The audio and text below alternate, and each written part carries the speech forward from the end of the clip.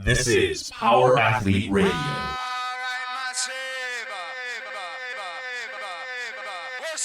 With your hosts, Denny K, Professor Booty, and the Luke Summers. And now, toes forward, hips locked, shoulders set, and retract those scapulars. It's time for some knowledge bombs.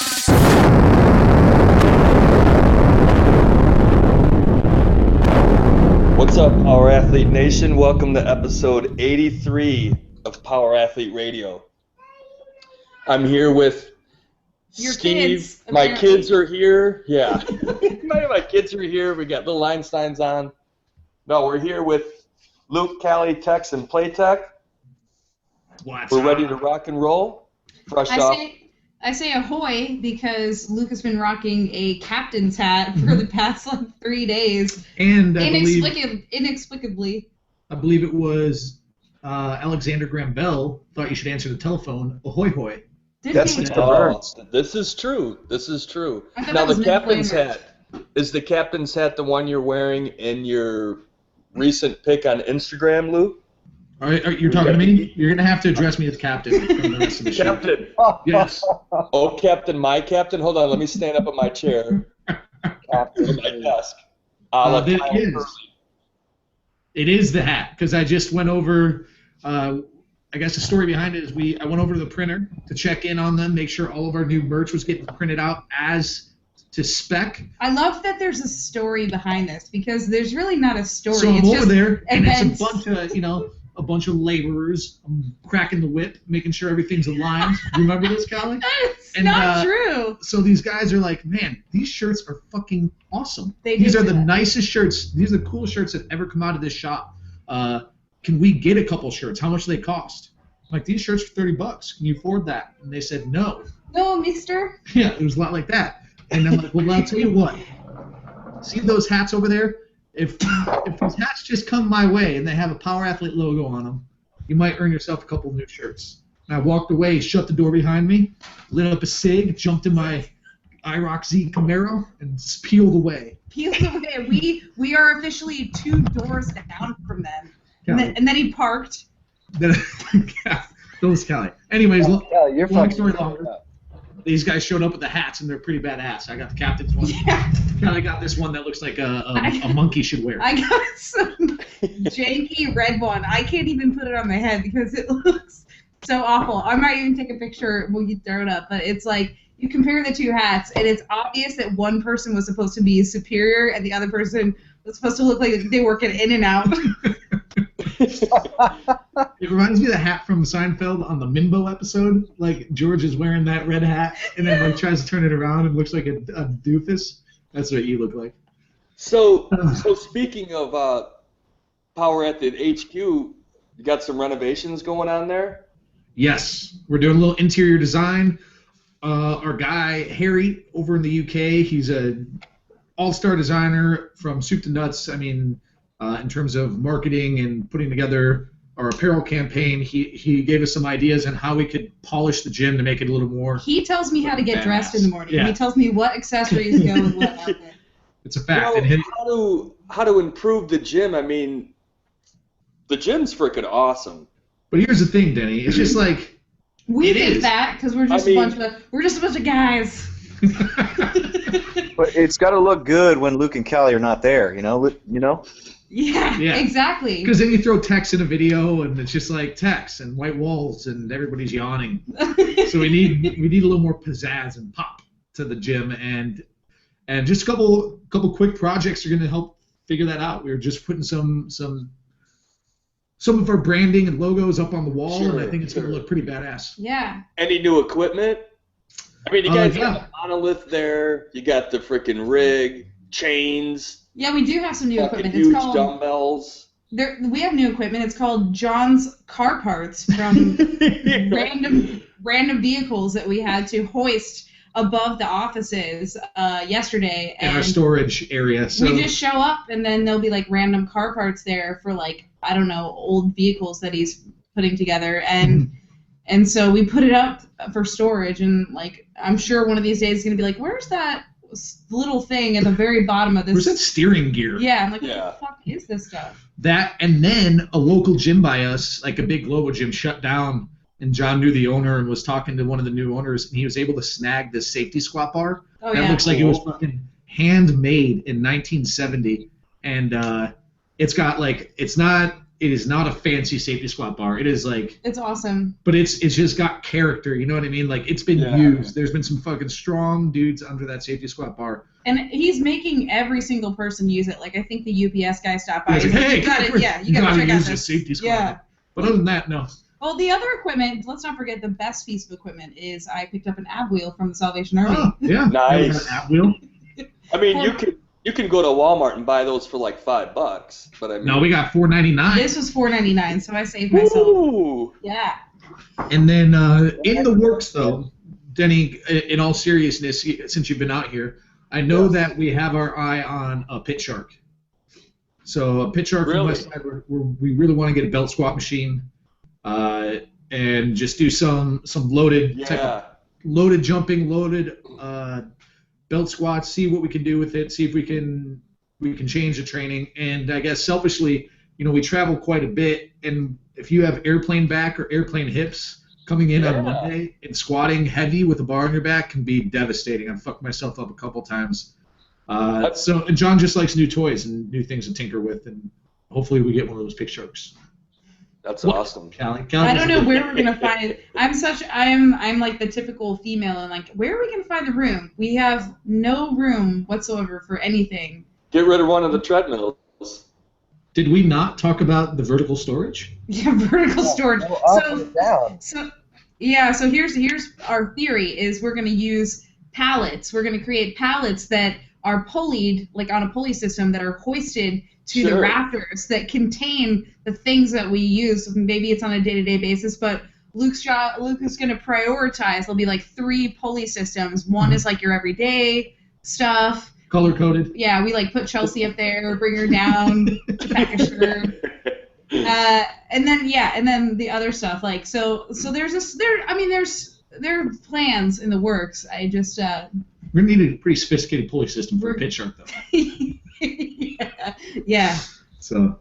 All right. Anyhow. So that's the updates, I guess, that are meaningless. I guess we lost every listener. But but we should talk about in that picture that you're referring to. I mean, let's note that we have officially brought back Eat the Week.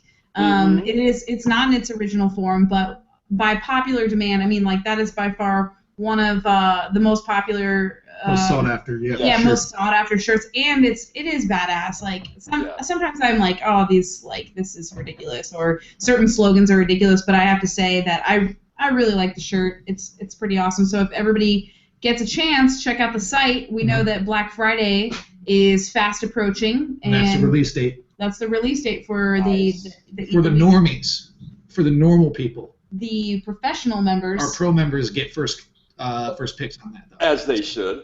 Yeah. Limited supply. Mm-hmm. There's 2.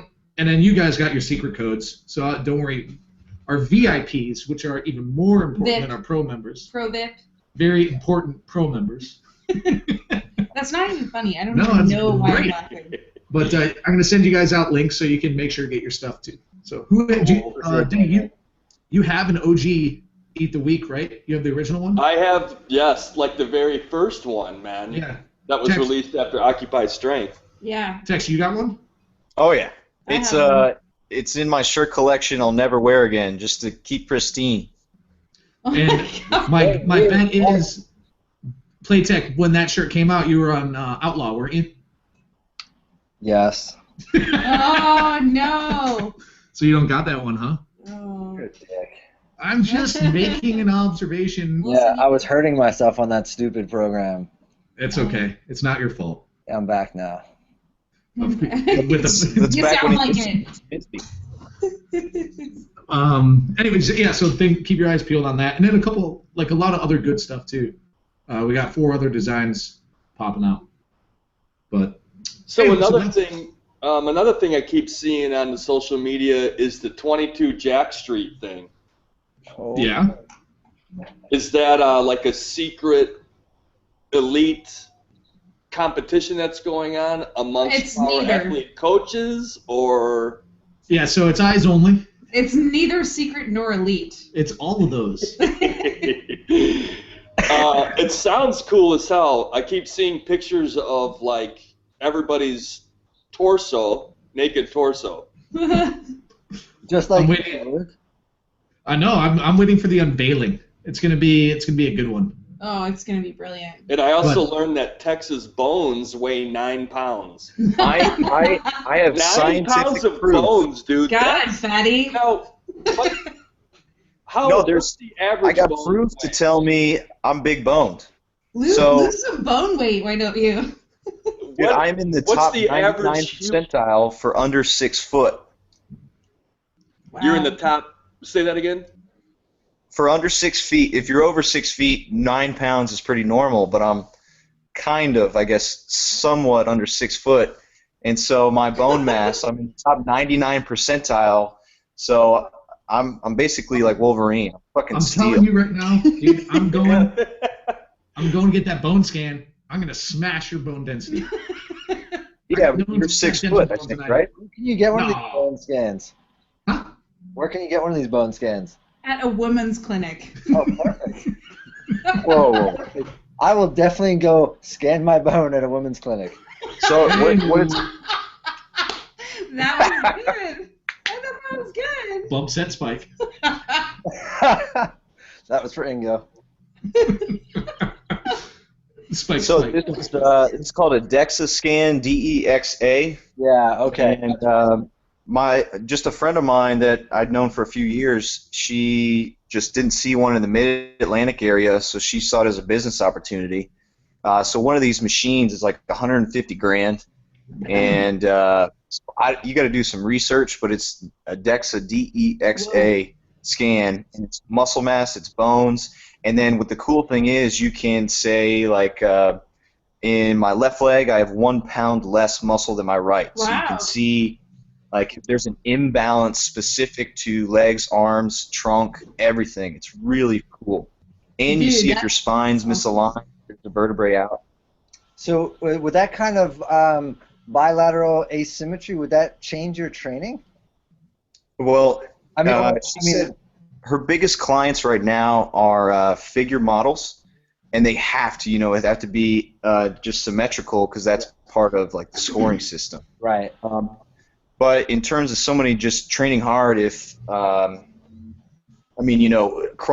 or powerlifting, something like that, if you got one side that's overpowering the other one, eventually that could lead to an injury. Isn't there an element, did you ask her, is there an element of that that's actually normal though? Like people with the dominant side, it's normal to have, say, 1 pound or like some sort of, percentage like larger growth on the other side. I mean, does that make sense?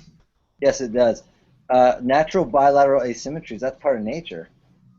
Yeah, just because we are right-handed, but if you're a tennis player, a baseball player, your sport is asymmetrical. But if you look at that from a strength and conditioning coach's perspective, you're looking for symmetry. If there's an imbalance in that dead bug between the left and the right hip, you're going to attack the weak hip. Yeah, but here's what I'm saying. If you are a pitcher or you're a quarterback or something like that, you're going to have more musculature on your throwing arm, right? Like that's the 100%. idea. So I mean, so what's the idea then to create the same musculature on the opposite side? Or I mean, like what difference? Isn't that addressing like a limiting factor though? Potentially. Maybe if it's limiting, yes. usually it's a limiting factor. But if it's not, how do you know? But let's we can use baseball as an example. Say you're a right-handed batter, and you spent 20 years of your life just only batting right-handed. Your left hip is going to be a lot more tighter because it doesn't get a lot of opportunity to rotate. So then you carry that tight hip over to you got to sprint in a straight line to get to first base or second base, or if you're an outfielder, you got to sprint. They're going to be inability to run in a straight line. So maybe it may not affect their batting, but it affects them in another aspect of the sport. But now you're talking about tightness versus the the mass. Asymmetry and mass. Yeah. But they might be correlated. Yeah, I mean, I'm not saying they're not. Nothing's in a vacuum there, but I just think it's like an interesting thing because ultimately, like, you know, we'll talk about specialization later, but I mean, specialization certainly requires an element of asymmetry depending on the position or skill required. Well, what about like take the professional arm wrestlers, right? I mean, obviously they're going to have that one strong, dominant arm. What's their other arm doing? I mean, I don't know if I would... holding on to some sort of, you know, and over the top it was like a handle.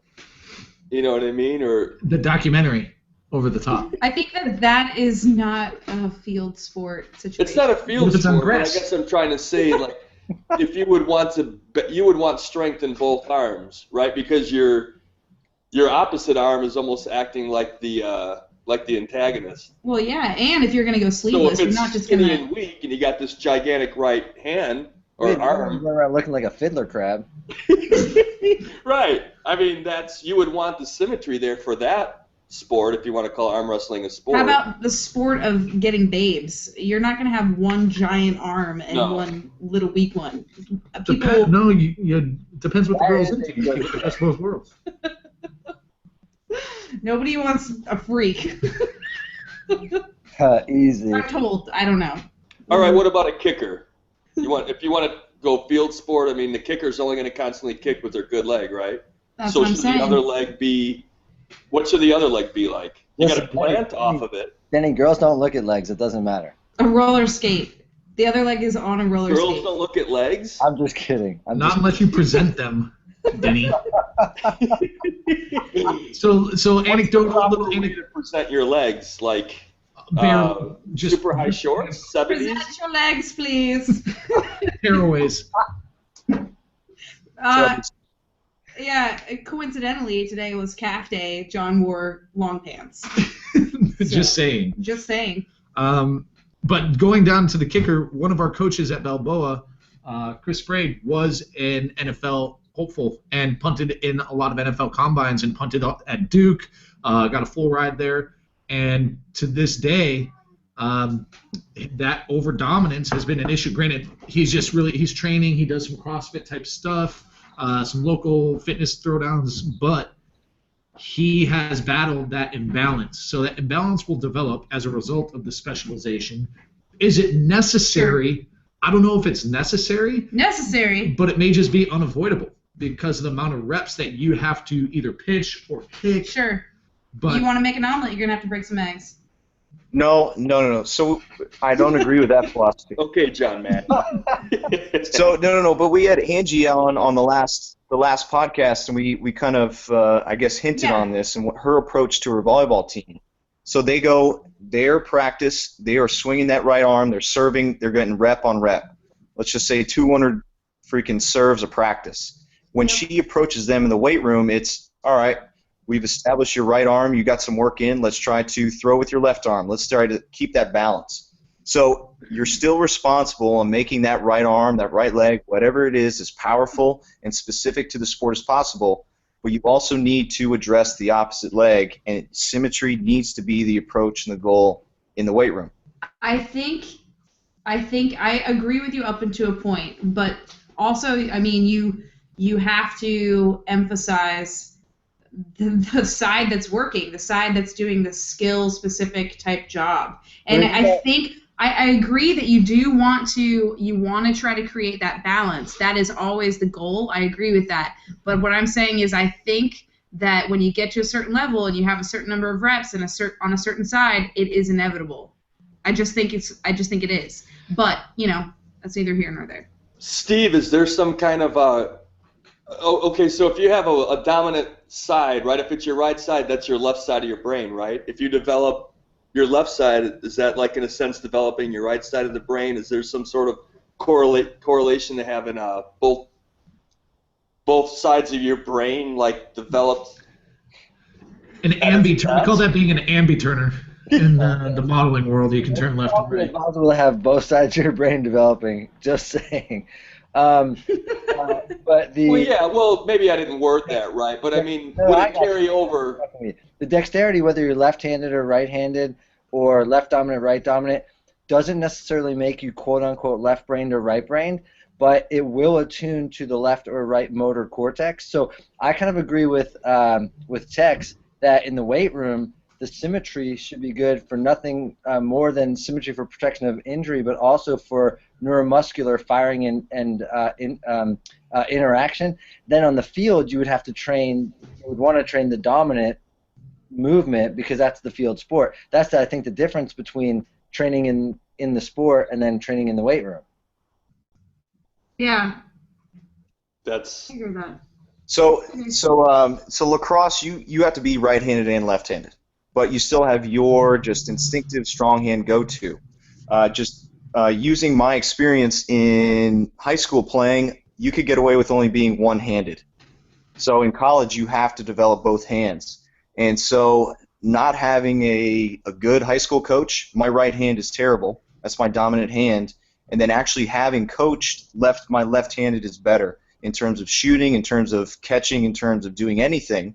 And it's more relaxed and fluid.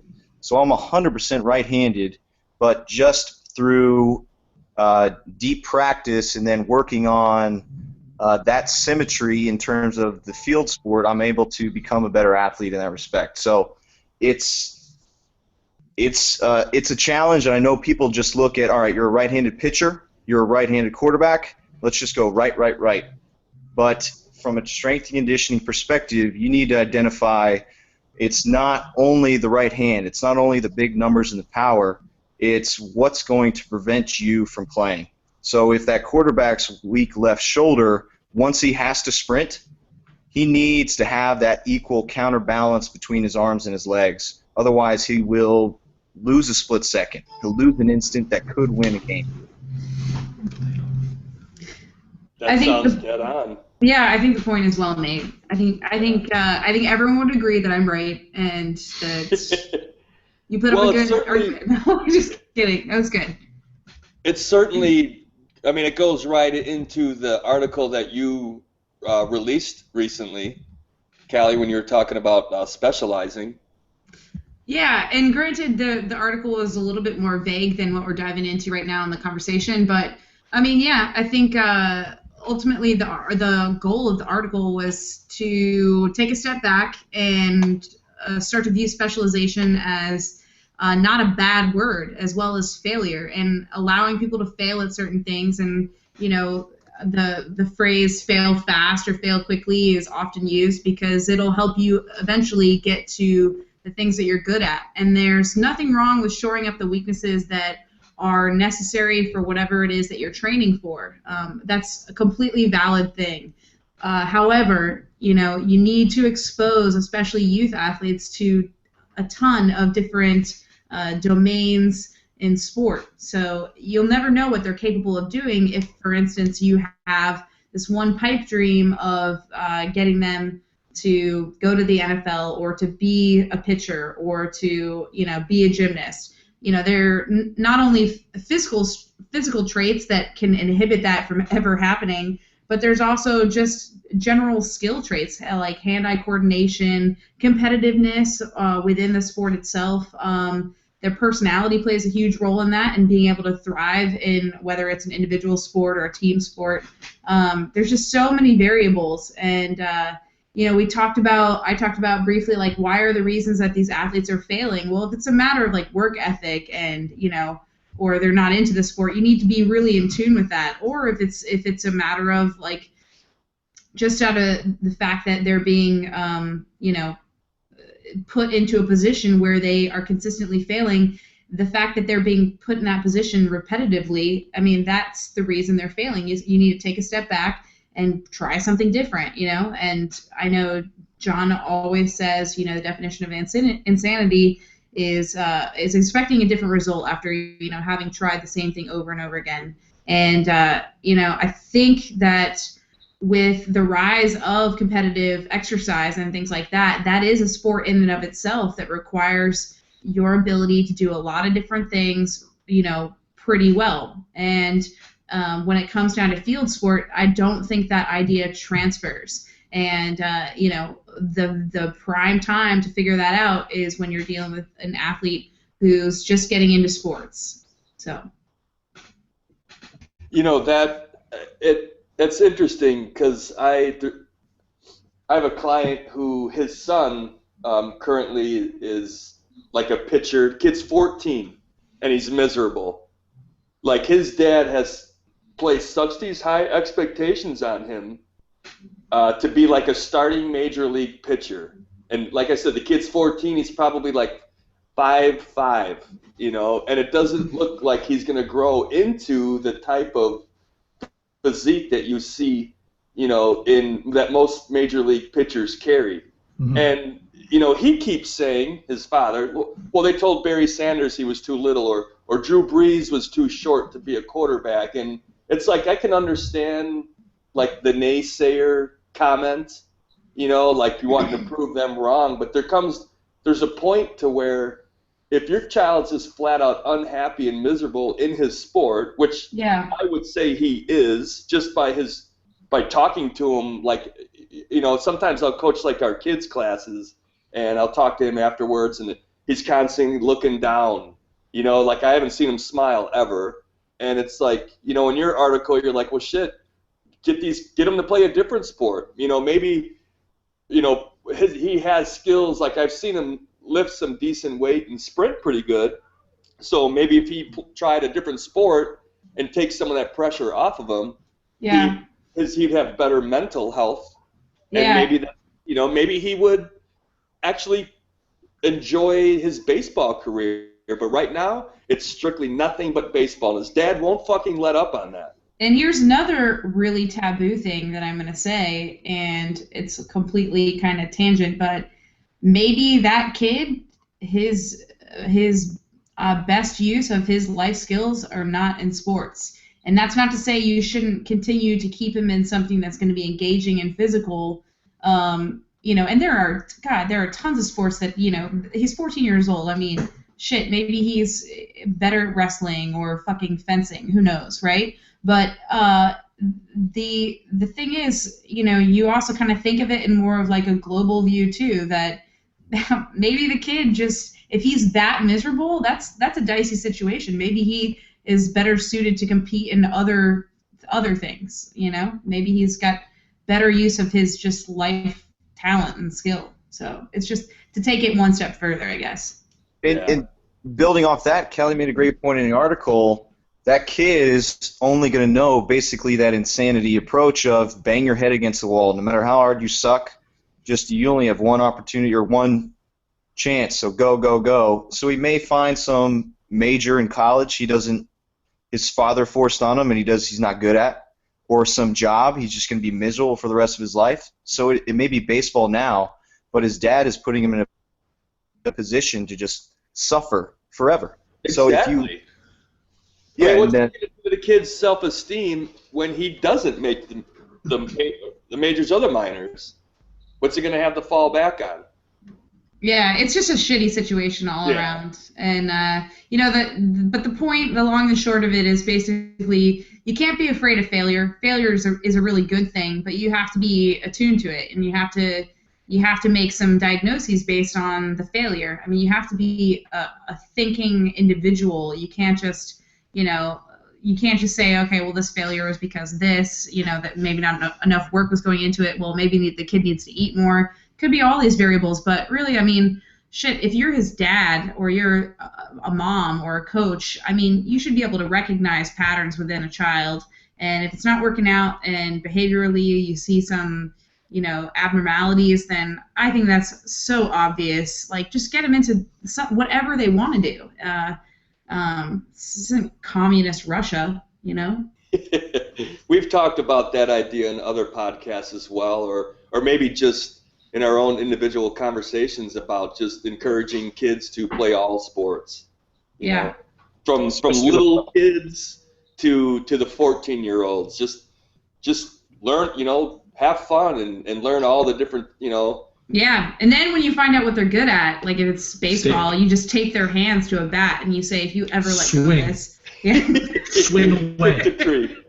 You're getting, mommy and daddy want a new in-ground pool. I think it goes both ways, though, in the sense that, I mean, I grew up with kids whose parents thought they should be three sport athletes because that was celebrated. they didn't like the other sports, and then playing that other sport ultimately inhibited their specialty sport, which may have been baseball or basketball. Totally. Exposure is one thing, but then overexposure is something else, especially when they get to, an older age where, like you said, where they're really primed to develop the skills, and it's not just about body awareness, but they can really develop the skills in a competitive way with other athletes of the same age. And yeah, I mean, but by that time too, the kid is generally able to communicate to their parents, like, okay. You'd think, but I mean, look at a lot of the kids that we coach and some of the political bullshit. That's true. That we witness and it's fucking thrown in the middle of. That's true. But I just let those kids do whatever they want. I say, I'm going to be outside smoking a cigarette. Come and get me in 45 minutes. If anyone starts bleeding. I put one kid in charge, and I say, don't find me unless you're bleeding or there's a fire. You know what that's how I'm going to raise children. Come and get me when there's a fire.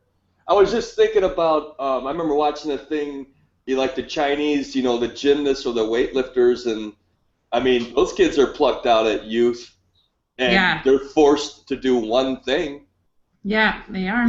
But they're really good. They're like the Spartans, right? Well, if he was sickly or weakly, he would have been discarded. Yeah. Danny, but I think that they're not. I think they're in the Chinese and the Russians. I think they're identified as having a talent and then driven towards that. Yeah. Right. So at that young though. Yeah, there is a weeding out process. Yeah. Like bones and like proportions and shit like that, and then by things they'd be good at, which may happen by default anyway. Yeah, and I mean, and they're very specialized in what they do, but nothing wrong with communism if it creates gold medals. Hey, have you ever read That's gonna be the quote for this one. The Communist Manifesto? I have not. I mean, in theory, it works. Do we have anything better to talk about than fucking how good communism is? Let's talk about Come on, D-ball. That's Tex's delicate segue to his own article. Yeah, let's talk about footwork.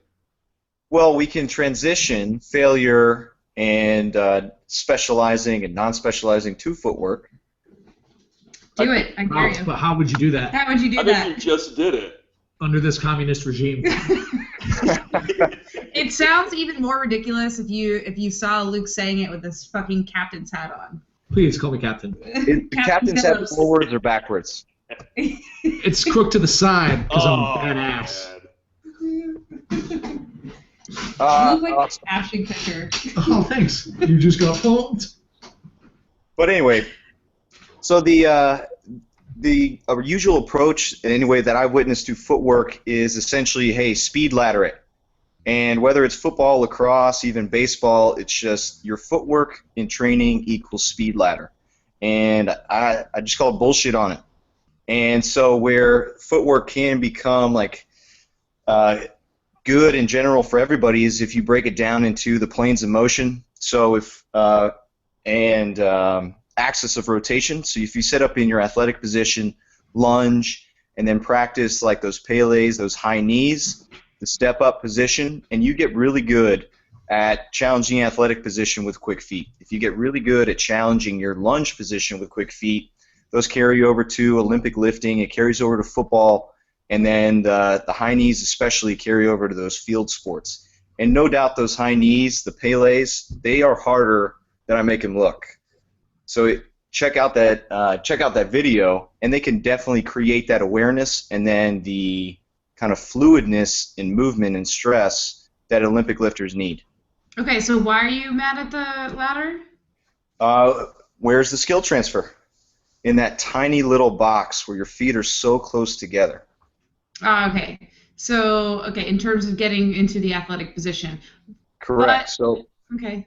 I think, yeah. So would you ever see a case for using the ladder? I mean, that's a pretty bold statement, and I'm just devil's advocate here because it's been used, obviously, since the beginning of time, when Jesus first... Speed ladder. He made his disciples run through the agility ladder. Yeah, it's part of the Apostle Combine. All right, Icky Shuffle. Down the back. Eyes closed. Wow. So we just went from Communism is blasphemy. The Apostles' Combine. We're all going to hell. This is awesome. I heard that's when they. No. Careful.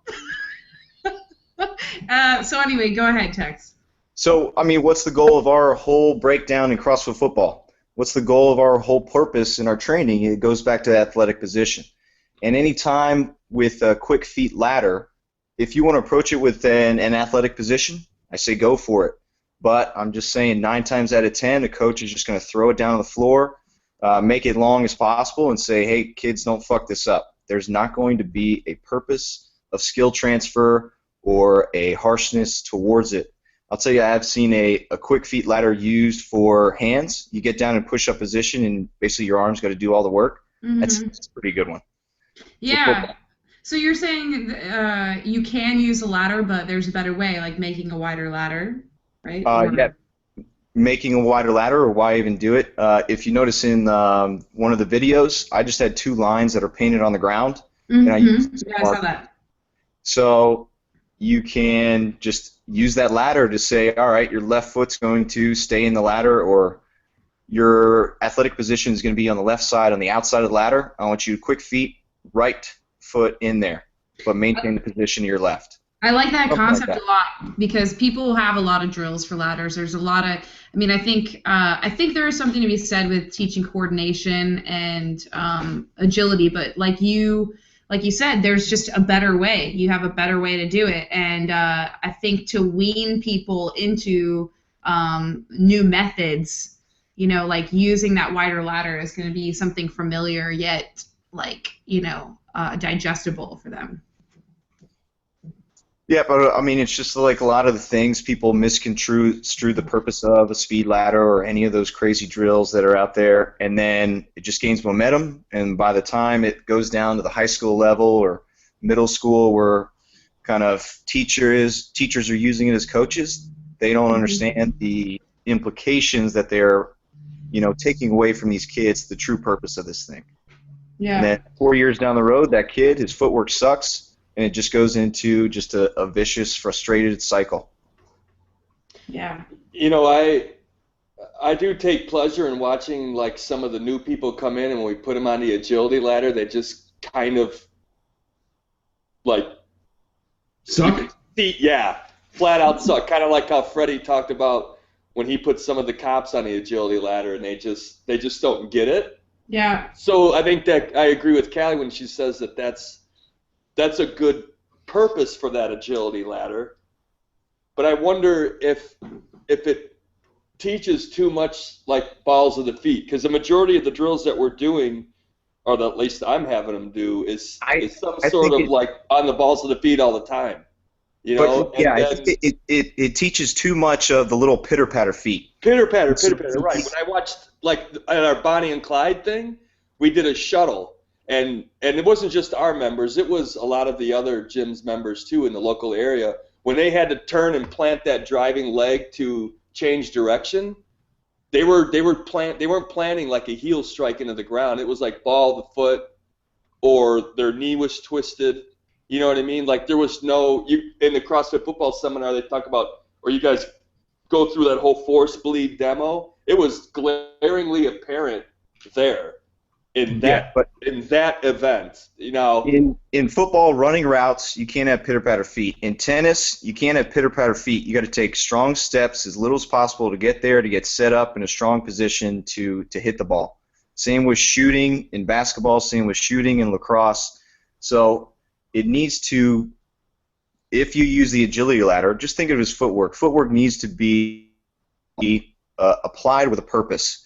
And going and using the athletic position, using lunge, and using the step up is the best approach to training any athlete, any level, for footwork. I always thought of that as like pelvis movement. You know, the step ups, the lunging, and the squatting. That's how we define it, as the action of the pelvis. But I mean, if you're getting pitter-patter foot on a lunging, you get that wetting step. Yeah, you're not which training I see. yourself for the skill transfer of a offensive lineman who goes from his starting position into a lunge step and then a second hard lunge step he's got to block.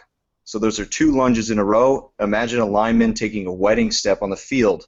That's that pitter-patter, wasted footwork, and that's going to get his ass beat and on the bench. Definitive steps. That's what I tell people at seminars. I know exactly what you're saying when you talk about pitter-patter feet. Definitive strikes into the ground. I like to say deliberate. Deliberate? It's more definitive. I've heard Luke say pussyfoot, so. Hey, Tex, I said that in confidence. That is offensive to me.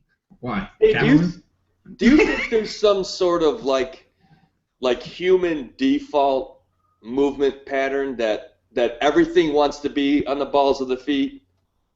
Because here's why I asked that. Like one of the big things that irritates me with just like some of the members that I coach, when we do something like a push press or a jerk, there is no dipping and driving through your heels into the ground. They want to dip and drive on the balls of their feet. Well, that's. Do you think? What's your opinion on that? Is it just? I mean, don't confuse being on the balls of your feet. Like we want dorsiflexion, but when people push off the ground, I mean, you're gonna be on the balls of your feet to create force on the ground. Pushing off the ground, but what about like driving into the ground? Well, that's essentially what I'm saying. Like whether you're changing direction or you're taking off or you're accelerating, I think a jerk is a unique position. I think you would put that maybe into a slightly different category because that's entirely vertical, right? As opposed to vertical and horizontal. But I don't know. I'm curious as to if Steve can kind of give us some reference to evolutionarily why we might be more prone to be on the balls of our feet. All right, Smarty Pants. I mean, it's a stronger lever. It's a stronger level. I mean, when you look at somebody who's a runner or just anyone running, the calf and all of that musculature is the most efficient lever in the body, just the way it's set up. So we can do thousands of reps that way, or thousands of pounds on the calf. When you're running, are you thinking about trying to put as much force into the ground as possible to push off, or are you trying to be like light-footed? No. Dive, drive. Dive and drive. But you're still going to drive from a lever system that's functional and able to move in lots of directions. I think if you're in your heels, you're stuck in limited range of motion. It's ineffective and it's injurious. So just as a consequence of being injurious over time, natural selection would have favored a different movement, which would have been to go more from the midfoot or the forefoot. Yeah. Interesting. What do you think about that, Denny? You also see I think it makes total sense. Maybe. But I mean, maybe we should talk more about. I guess what I'm saying is I see that. Then it sounds like it is some sort of a default dominance movement. But there are those kids that walk on their tippy toes, and you see that them grow up, and then they are those guys with the giant calves, and their heel never touch the ground, even when they're just walking. So there is something behind it. I think we got to dig a little deeper, though. Okay, so because I have to go in like 5 minutes. Yeah, I got to go right now, guys. I'm going to jump off. Can't wait to listen to the rest. So the toe walking is actually a product of lack of coordination between the thalamic corticocerebellum circuit, and it's associated with the onset of attention deficit hyperactivity disorder because the motor system is functioning inefficiently, and the frontal lobe of the brain is a motor unit. Actually, it's just a giant motor system, but it also happens to be used for attention. So if you're drawing all of that inefficient energy for using a motor system that's ineffective, and I think what Tex was talking about is like you see them like kind of shuffle on their toes. They don't look like they're walking naturally. That's a predictor of ADD because dopaminergic motor neurons not firing efficiently through the thalamic corticocerebellar unit for movement. So I think that's like maybe like another end of an extreme of what it's supposed to be. So if we were to plot it on something like a bell curve or a normal distribution, which it's probably not plotted on, there's going to be extremes. The extremes are going to be You know, I mean, you could think of even the extreme, like a ballet, whatever that thing is where they walk on their toes. Yeah. And then the alternative would be like the opposite of the cocky walks things that we do at the CrossFit football seminar. Yeah, the heel strike, yeah. Somewhere in between is the majority of the normal walking stride. But walking in itself is so low impact that it's not a probably good predictor of proper movement, but like falling and running is probably a better indicator of sort of proper motor unit efficiency, because some people will fall for it and still run. You've seen these goofy people, they run on their toes or on their heels, or they every week. I saw a girl walking down the hall the other day at the campus, and she was walking. She was there was no impact walking. Every single step she knocked her knees, and she had the drop in her ankle, her knees knocked, her toe. She was walking like a duck or a penguin or whatever it's called. Right. A wounded animal is what I call it. I had either the inclination to put her out of her misery, the stronger of the two inclinations, or I kind of wanted to sit her down and say, like, what is wrong with you? And you know, in your article that was, I just read one of the articles in which the question is, you know, how do you sit? Or I read this article, maybe it wasn't one of the Power Athlete articles, but women tend to sit sort of with their toes out, knees together, and they do that for hours on end, and it sets up this, I think, imbalance in the musculature. I mean, this girl, if she had cymbals on her knees, it would be like ching ching. And like I was flabbergasted by noticing this. So I think natural movement patterns have when we use the term natural from like an evolutionary biological perspective. There are two uses of the term. One is it's natural because it's here, it's been selected by natural selection, it's part of the organism's natural history. And then the other is natural and efficient or productive, which is what I think we talk about in sports and conditioning, which is, you know, that person walking down, knocking her knees or on his toes, and it's typically young boys who walk on their toes, that's still a natural movement. They're walking, but it's certainly inefficient. And it probably doesn't translate to awesome athletic performance on the field. Mm-hmm. Yeah, it's amazing. Kind of went off on a rant there. Sorry. No, that's good stuff. No, that's girl. So apparently, like these, you know, if you're trying to coach up somebody on a jerk, I mean, would you guys agree that on the jerk you want to dip down on your heels? Right? Or no? Midfoot. Yeah, I'd say midfoot, and then. Okay. Well, you don't want to dip down on the balls of your feet. If your heel comes up, that's a problem. No one knees forward. Yes, I'm talking your heels come up when you dip down. And it's usually because the knees are pitching way forward over the toes. You know, it's not like a kneecap over your little toe or something like that. You know what I mean? So you're naturally putting yourself in a position to do that, but it seems to be like some sort of a default. And I'm talking general pop CrossFit. Okay. So Denny, here's a problem with that cueing system. It's the same thing as high bar, low bar. We don't want to leave anything for speculation. I don't want you on your heels. I don't want you on your toes. I want you neutral. I want the midfoot. Like, don't go forward. Don't say backwards. Because how far back are my heels? Like this? You know, how far are my toes? Like this? Right. If I have somebody you have to look at the whole kinetic chain in the sense that just because someone's heel is off the ground, I mean, that's no bueno, but let's say their heel's not off the ground. They could still be too far forward. Right. Yes. So you can't just look under a microscope like that. I mean, we're going to have to look at the whole movement pattern as a system, a kinetic linkage. Does it flow? Is it natural in the sense of efficiency? To dogpile on what Steve was saying. So I guess before we get down the rabbit hole. Actually, can I just say one more thing, and then I really gotta go to class. Denny, the other thing is, you say it's a tendency of the general population. I wonder if that's actually a motoric-based tendency or a mobility-driven tendency. The fact that they're desk jockeys has them tight. Because I've seen plenty of athletes who I try to get to squat, and it's like they want to just sit down on top of their toes and have their heels touch their ass. Like their idea of ass to ankles is, let me pick my ankles up off the ground and sit on my heels while I'm on my toes. So I wonder if that's part of the problem too, is that they have mobility or movement issues. Sure. Yeah. And we try to address that in a mobility class. I mean, have you ever seen anybody squat down? I got to duck out for class. I'll listen to the rest. Okay, bye. Bye. See ya. Have you guys ever seen somebody squat and like their foot inverses or everses, like it goes to the outside or to the inside? Sure. Yeah, so right. I have to give you a heads up on something that you might not know about, Callie, myself, Tex, and John. We've seen everything. Everything. I know. So if you can dream it, we've seen it, and you know what's even better? We've fixed it.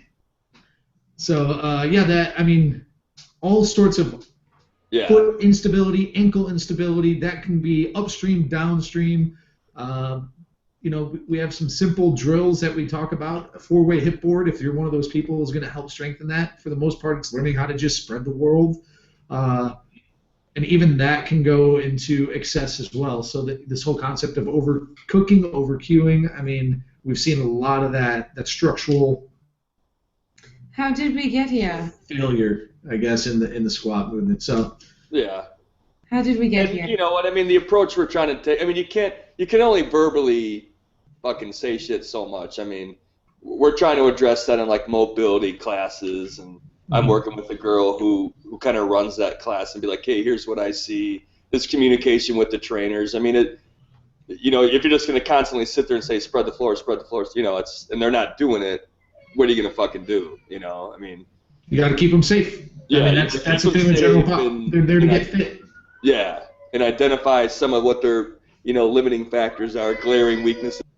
Oh, he's gone mute. So I think that's the time when we know that the kids are up from the nap, potentially. We're approaching the end. So what else do we want to hit up before we got out of here, Kelly?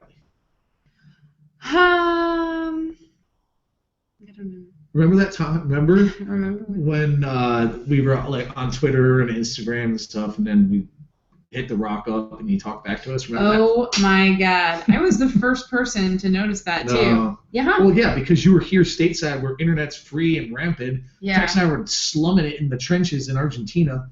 I hope no Argentinians are listening to this right now. Well, they know it was amazing because we were out eating amazing Argentinian steak, drinking amazing Argentinian. Yeah, if anybody who's listening to this hasn't noticed or has been living under a rock. If you smell.